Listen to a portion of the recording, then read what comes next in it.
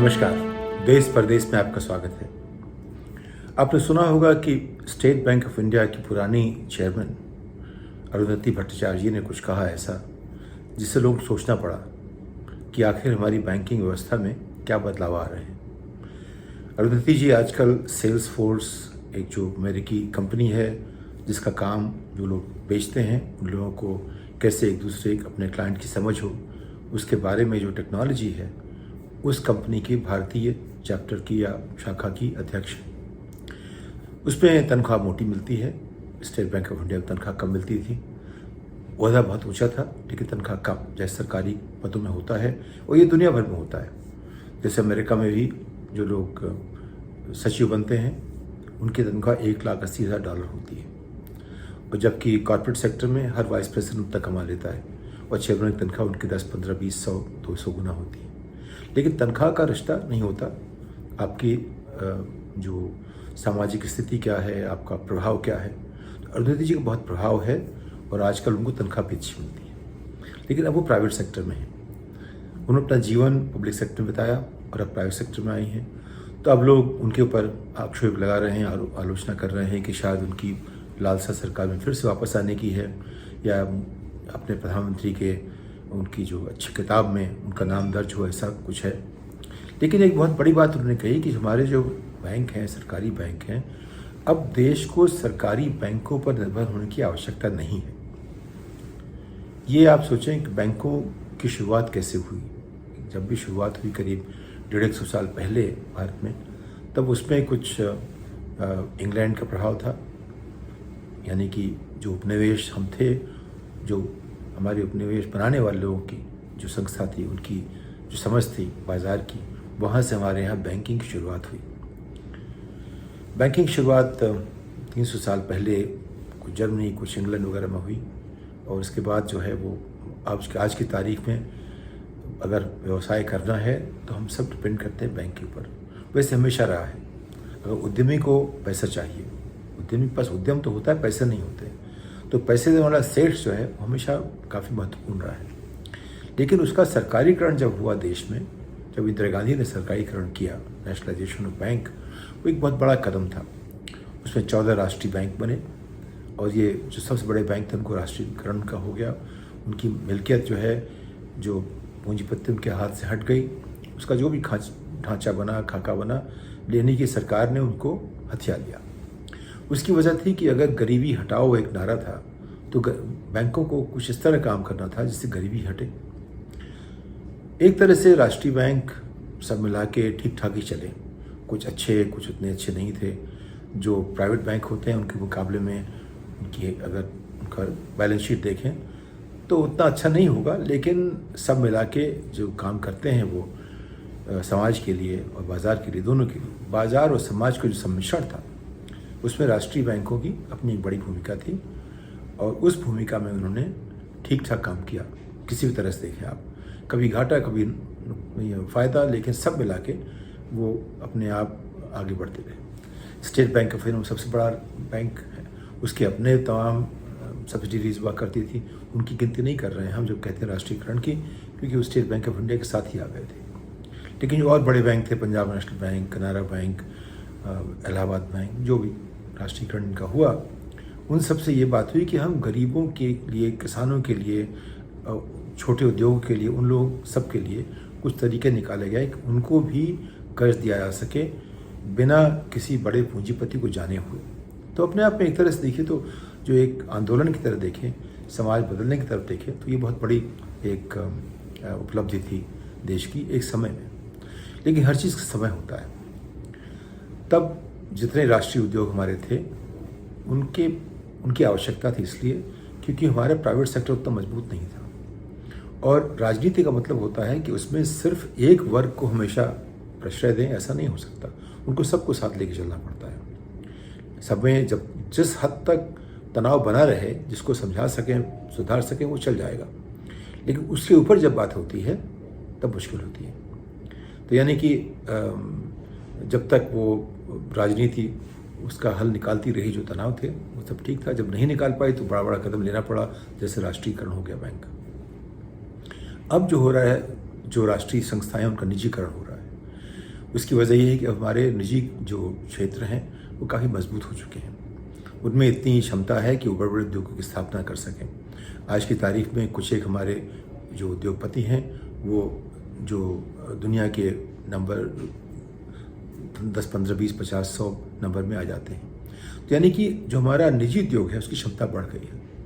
लेकिन निजी उद्योग पर हमेशा जो आम आदमी है, जो गरीब है, उसको हमेशा संदेह रहता है कि कितना अच्छा करेंगे, और उस पर वो तभी संभव होते हैं जबकि हमारी नीतियाँ साफ सुथरी हों।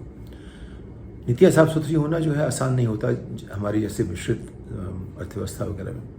तो अमेरिका में जो नियम हैं तमाम तरह के बैंकों को रेगुलेट करने वाले, हम लोग उनसे सीखते रहते हैं हमेशा। हमारे जो तमाम नियम वगैरह बने हैं वो और देशों के नकल हैं।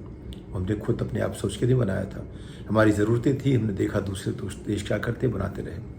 लेकिन जो बात हुई है अमेरिका में, अब देखा कई बार वहाँ पे सेविंग्स लोन बैंक हुआ करते थे जो प्राइवेट थे, छोटे बैंक थे, लेकिन कई घोटाला हुआ। जॉन मक्किन तक उसमें शामिल हो गए थे। उस घोटाले में ये होता है कि वो किसी एक फ़ंड का पैसा लेते हैं, वो पैसा गायब हो जाता है, वो फ़ंड बेचारा मारा जाता है, उससे जो है तनाव बढ़ता है। इस तरह की जो उस फंड के जो खरीदार थे वो बेचारे मारे गए बिना किसी गलती के, सिर्फ इसलिए कि वो पैसा एक खास बैंक को दे दिया गया। दूसरा होता है कि बैंक से किसी ने पैसा लिया, पैसा बैंक वापस नहीं किया, तो बैंक अगर जाता है वो ख़त्म हो जाता है, तो जिन लोगों ने पैसा लिया उनके पीछे जाना पड़ेगा सरकार को। तो सरकार अगर ऐसा नहीं कर पाती है तो उससे बैंकिंग व्यवस्था ठीक नहीं रहेगी, बाजार ठीक नहीं रहेगा, उद्योग धंधे ठीक नहीं रहेंगे।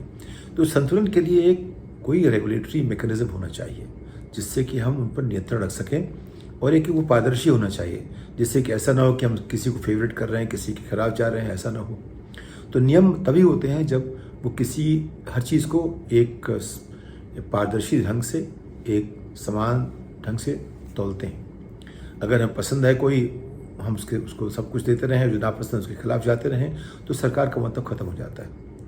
ऐसा आजकल हो रहा है, आप देख रहे हैं। इसको लेकर के कई आपत्तियाँ, बहुत सारी आवाज़ उठ रही है समाज में। जो हमारा सोशल मीडिया है उसमें आप देखते हैं इस तरह की चीज़ें उठती रहती हैं। लेकिन आज की तारीख में सब मिला के पहली बात तो ये है कि हमारा निजी जो उद्यम है उसमें उसकी ताकत पहले से बहुत गुना बढ़ गई है, और सरकारी उद्यम जो है पिछले 30-40 सालों से हमेशा उस पर एक आरोप लगता रहा है कि हमेशा घाटे में चलता है। आपने देखा एयर इंडिया टाटा को वापस चला गया, उसका भी राष्ट्रीयकरण हुआ था एक ज़माने में, टाटा से ही लिया गया था, उसको वापस कर दिया गया। इस बीच में हमने लाखों करोड़ रुपए का घाटा किया एयर इंडिया के नाम पे। ऐसे आपने देखा कि सरकार ने सीएमसी बनाई थी, उसको बेच दिया गया टीसीएस को बहुत कम दाम पे। कई सारी सरकारी कंपनियां बहुत कम दाम पे बेच दी गई हैं निजी पक्ष को, क्योंकि निजी पक्ष उसका कुछ फ़ायदा उठा सकता है, उससे जो है देश का फ़ायदा होता है। अब आज की तारीख में देखिए, जब मैं स्कूल में पढ़ता था तो रेलवे में करीब 17 लाख एम्प्लॉय हुआ करते थे। आज कई कंपनियां हैं जहां भी 8, 9, 10 लाख एम्प्लॉयज़ हैं, जैसे टीसीएस वगैरह देख लीजिए। कई विदेशी कंपनियां जिनके भारत में 2-3 लाख के मुलाजिम हैं। तो यानी कि देश की अर्थव्यवस्था 1947 के मुकाबले लोगों की तरफ से 4 गुना है, और नंबर देखें अगर उनका तो करीब 40 गुना है। तो जो 75 साल में जो अर्थव्यवस्था जो है अपने अगर 40 गुना बनी, तो उसमें कुछ तो मजबूती आई है। $200 पर कैपिटा से अब $2000 पर कैपिटा पहुँचे हम। हमारी आबादी जो है 1 से 4 हो गई, तो 40 गुना सीधे बन जाता है। तो आज की स्थिति में हम क्या निजी क्षेत्र हमारा बैंकों के साथ काम कर सकता है? मुझे लगता है कि इस जगह पे अरुंधति ठीक कहती हैं कि हम काम कर सकते हैं। उनकी ज़रूरत नहीं है, ये दूसरा सवाल है। राष्ट्रीय बैंकों की ज़रूरत इसलिए भी है क्योंकि अभी भी हम सुनते आ रहे हैं कि 80 करोड़ लोगों को खाना खिलाया था सरकारी खर्च पे, या 95 करोड़, कभी के नंबर 80 करोड़ होता है कि 95 करोड़ होता है। अगर हमारे देश की स्थिति ऐसी है कि जहाँ 95 करोड़ लोग भूखे हैं जो बिना सरकारी खाने के जी नहीं सकते, तो वो बड़ी दयनीय स्थिति है। ऐसी स्थिति को हम गर्व के साथ नहीं कहेंगे। सरकार कहती है हमने गर्व के साथ इतने लोग खाना खिलाया, मुझे लगता है कि तो शर्म की बात है कि हमें खाना खिलाना पड़ रहा है। तो इस तरह देखिए, हर बात के कई पहलू होते हैं। तो ये जो राष्ट्रीयकरण की बात हो रही है, राष्ट्रीय बैंकों को निजी क्षेत्र बनाने की बात हो रही है, उसमें काफ़ी दम भी है। उसके साथ बहुत बड़ी चीज़ है कि रेगुलेटरी मैकेनिज्म कैसा हो। नीतियाँ चाहे जैसी भी हों, आप अगर चाहें अच्छा रिजल्ट चाहें तो उसके लिए एक ढांचा बनाना पड़ता है।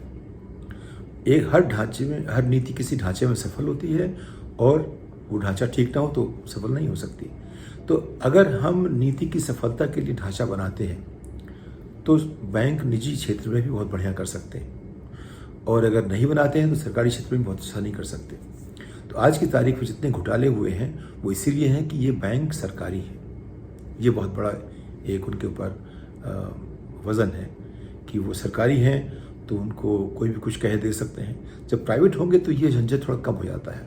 गलतियाँ तब भी होंगी, लोग फिर भी गलत फैसले कर सकते हैं। हम सभी इंसान हैं, हमसे गलतियाँ होती रहती हैं, लेकिन गलतियाँ करना अलग बात है और जानबूझ के कुछ हेराफेरी करना बहुत अलग बात है। तो उसमें जो हम देखते हैं अपराधीकरण जो होता है उसमें हमारा इरादा क्या था उसकी बात होती है। तो अगर हम अमेरिका में एक बात कहते हैं लोग, कीप मी ऑनेस्ट, मुझे ईमानदार रखो, व्यवस्था ऐसी बनाओ कि मैं बेईमान ना होने पाऊँ। तुम्हारी व्यवस्था ऐसी होनी चाहिए कि लोग बेईमान ना हो सकें, उनको बेईमान होने में कष्ट हो, या अगर हो जाए तो बहुत उसका दाम देना पड़े। और उसका ढांचा कैसे बने इस पर निर्भर करेगा कि चाहे बैंक सरकारी हो या निजी कैसे काम करेंगे। लेकिन अरुंधति की बात मेरी नज़र में सही ये है कि हमारे निजी क्षेत्र में वो क्षमता है कि बहुत बड़े बैंक चला सके, और साथ में ये भी कि वो तब तक जब तक कि हमारी नीतियों के हिसाब से नहीं बनते और एक रेगुलेटरी ढांचा नहीं बनता जो उन पर नियंत्रण रखे, तब तक जो उससे हम उम्मीद करते हैं वो पूरी नहीं होगी बात। इस बात के साथ अगली पायदान तक आपसे विदा लेता हूँ। नमस्कार।